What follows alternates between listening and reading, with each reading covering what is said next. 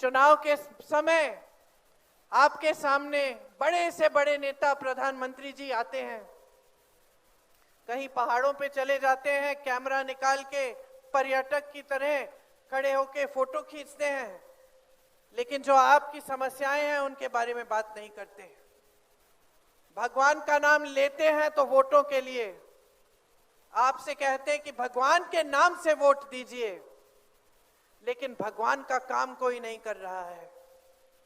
सरकारें चोरी हो रही हैं, धन बल से लोकतंत्र बिगाड़ा जा रहा है, संविधान को बदलने वाली बातें हो रही हैं जिससे आपके अधिकार, आपके आरक्षण कमजोर होंगे, लोगों का बंटवारा हो रहा है, धर्म के नाम से फिजूल की बातें हो रही हैं मंच पर कि कांग्रेस पार्टी के नेता आकर आपके भैंस चुराएगी, आपके मंगलसूत्र चुराएंगे, लेकिन आपकी बात नहीं हो रही है।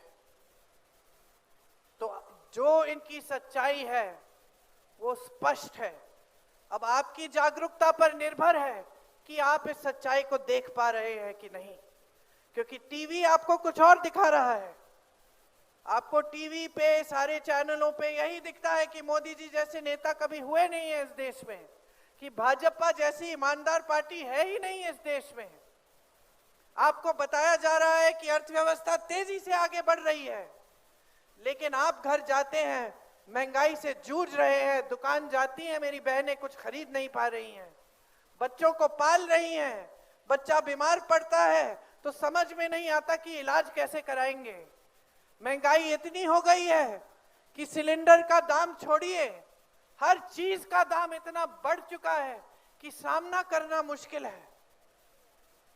सच्चाई ये है आपकी, इस देश के नौजवानों की, कि जितनी भी मेहनत कर रहे हैं इनके माता पिता इनको शिक्षित करने के लिए, आज तमाम शिक्षित नौजवान बेरोजगार है, रोजगार मिलने का नामो निशान नहीं है। सरकारी पद खाली पड़े हैं, 30 लाख, 70 करोड़ नौजवान इस देश में बेरोजगार हैं।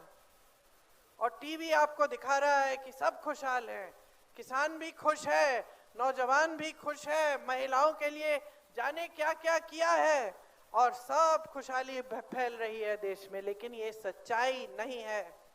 सच्चाई वो है जो आप जी रहे हैं, जो आप देख रहे हैं। सच्चाई इनकी ये है जो 2 सालों से आपने स्पष्ट तरह से हिमाचल प्रदेश में देखी है। नौजवानों को रोजगार देने के बजाय अग्निवीर का तोहफा देते हैं, जिससे जवान जाएगा सरहद पे, लड़ेगा इस देश के लिए, 4 साल बाद वापस आएगा, फिर से बेरोजगार रहेगा, फिर से नौकरी ढूंढने के लिए भटकेगा। यह है इनका तोहफा। और वो जवान, वो अग्निवीर अगर शहीद हो गया देश के लिए तो उसको शहीद का दर्जा भी नहीं मिलेगा, उसको, उसके परिवार को शहीद का पेंशन भी नहीं मिलेगा। यहां मुख्यमंत्री जी ने ओपीएस की बात की, ओपीएस लागू हुआ।